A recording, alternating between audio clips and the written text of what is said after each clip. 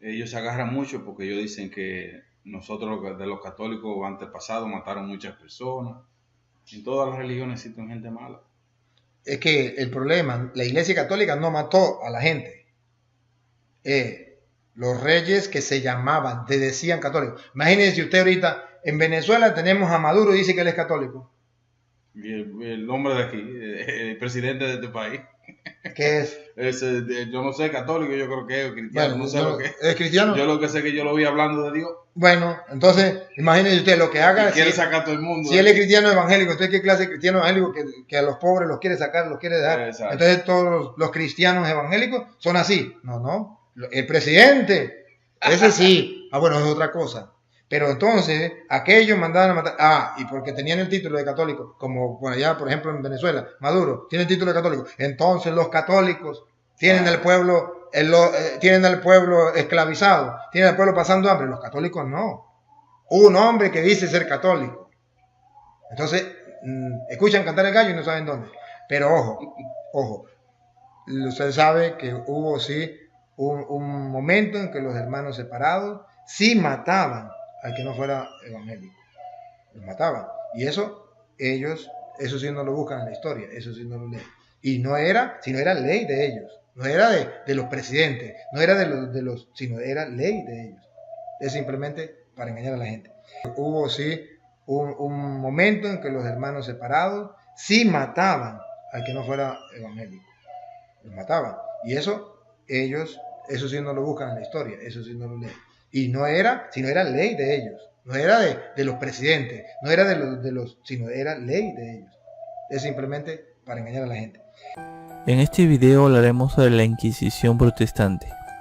En la historia no hay nada más incorrecto que aseverar que la Reforma protestante fue un movimiento a favor de la libertad intelectual. La verdad es que fue todo lo contrario. Para los luteranos y calvinistas es cierto, representó su libertad de conciencia, pero concederle esto a los demás es falso, no mientras ellos dominaran la escena. La eliminación completa de la Iglesia Católica y todo lo que se le ponía en su camino fue considerado por los reformadores como algo perfectamente natural.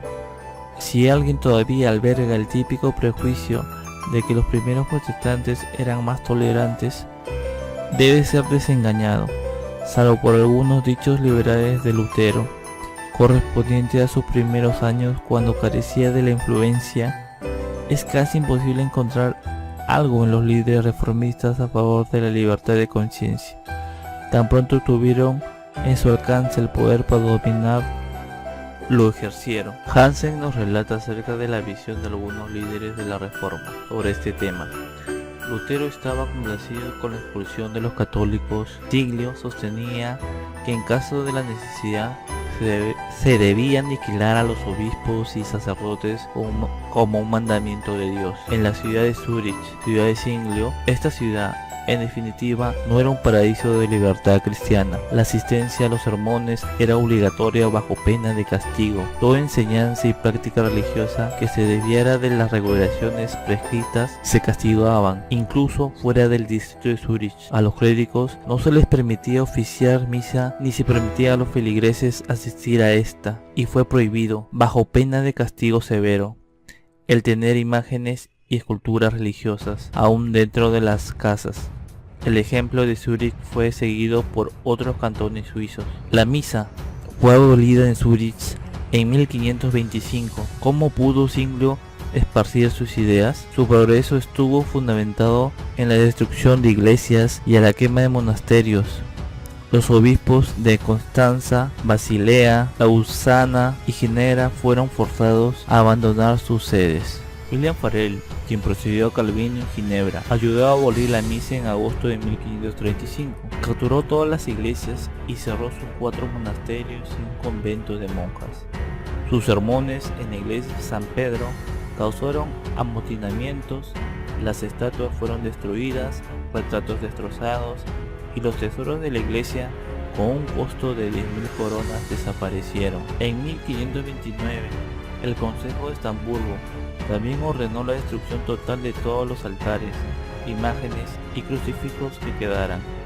Muchas iglesias y conventos fueron destruidos. Acontecimientos similares sucedieron en Frankfurt. En la ciudad de Lutero, en el territorio de la Sajonia, se había instituido la expulsión de católicos en 1527. En Constanza, el 10 de marzo de 1528, la fe católica fue prohibida por completo por el Consejo. No hay derecho más allá de los establecidos en el Evangelio, como es entendido hoy. Los altares fueron destruidos, los órganos fueron removidos por considerarlos obras de idolatría. Los tesoros de la iglesia fueron enviados a las arcas del gobierno. En Escocia, John Knox y sus seguidores aprobaron la siguiente legislación. Fue prohibida la misa, así como asistir a esta, bajo la pena de perder todos los bienes y el azotamiento si es la primera infracción. Para la segunda, el destierro, si la tercera, la muerte.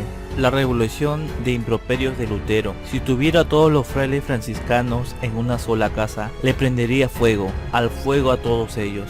Es una obligación de vencer al Papa usando la fuerza. Los poderes espirituales, así como los temporales, tendrán que sucumbir al Evangelio, ya sea por las buenas o por las malas, como se puede ver el ejemplo en la historia bíblica. Siglio también tenía marcadas tendencias militares, había llegado demasiado lejos y declaró que la masacre de obispos era necesaria para el establecimiento del Evangelio purificado. En 4 de mayo de 1528 escribió: los obispos no desistirán a su fraude hasta que el segundo Elías aparezca y una lluvia de espadas caiga sobre ellos. Es más prudente arrancarte un ojo útil que dejar el cuerpo sujeto a la corrupción. Para citar algunos ejemplos más, se cita fuentes católicas como protestantes. Se recuerda la masacre de los monjes de abadía de Bernardo Bremen, cuyos monjes fueron asesinados, desollados y se les echó sal en la carne viva, siendo después colgados de campanario por turbas protestantes en el siglo XVI. El ahorcamiento de 6 monjes cartujos y del obispo de Rochester en Inglaterra, protestante, en 1535. La quema de miles de católicos y anabaptistas por Enrique VIII en el siglo XVI, siendo su hija la que heredó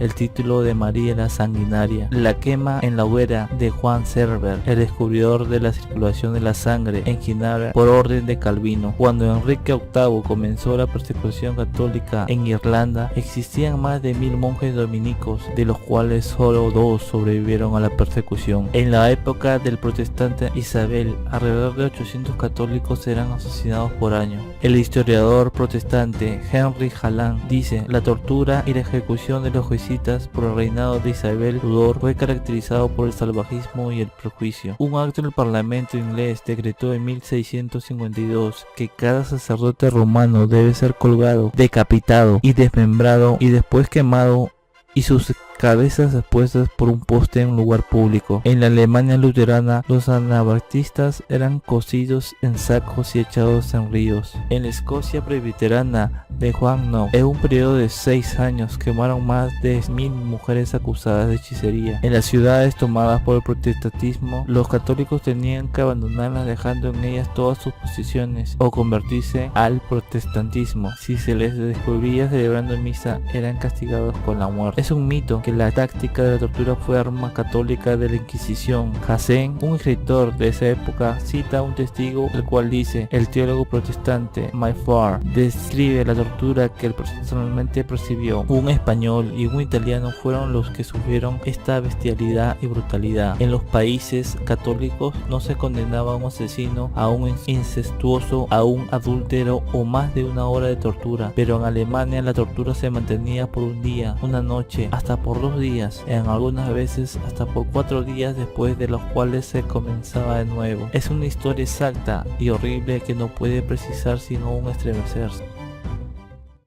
Aquí estoy tan silencioso, esperando el encuentro, anhelando tu canción.